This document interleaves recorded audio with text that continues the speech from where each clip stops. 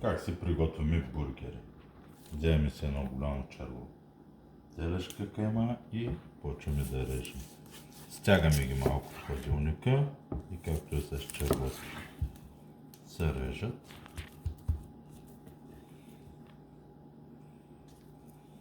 С малко.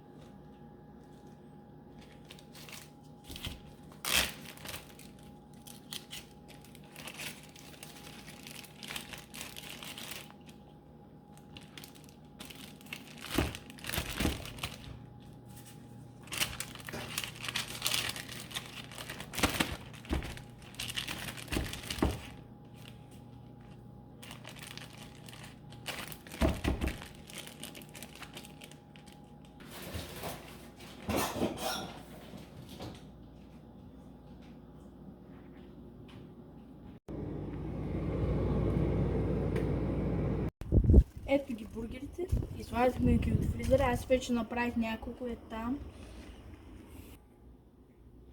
Сега ще си правим още. И трябва да го включим. И ще ги слагаме. Те не са вкусени. Айде, вземаме това и ще ги поръсваме малко, защото не са вкусени. Виж как майстор го прави.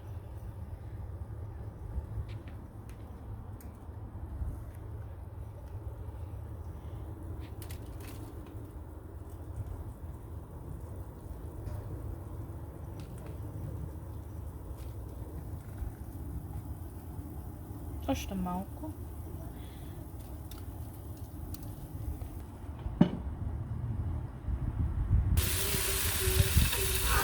Ще слагаме малко масло, малко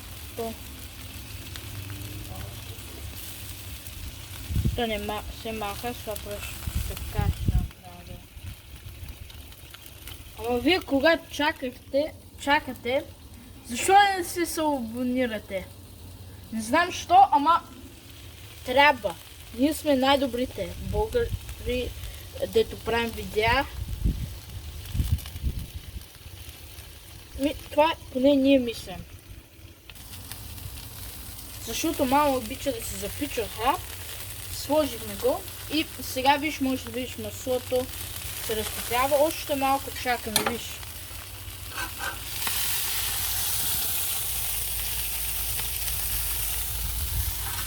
Още малко. И ще... Айде. И сега ще направя на мама бургер. Много лесно ще ви покажа моите типове. Аз съм майстор, както виждате. С това ще ви покажа най-хубавите начини. Ама вие можете както си искате. Аз след тези просто ще ги сложа тук. И ето този на мама. И виж, ето го слагаме. Слагаме кашкавала. И топлината ще го разтопи. Връщаме ви се лайв от масата. И за сега ще направим на мама бургер. Това няма да бъде както аз си го правя, ама за друг път. Айде. Сега първо слагаме малко горчица. Тук на това. И можеш да чуваш колко е крисп. Хрупкаво. Извинявам се. Толкова е хрупкаво. И тук слагаме. Ще сложим. Чакай. Кетчупа. За Тервел. Защото аз съм най-добрия. Тервел Рамзи можете да ми наричате. И доматите. С зелената салата.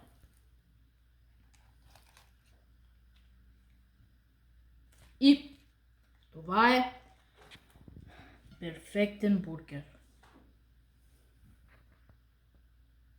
На здраве!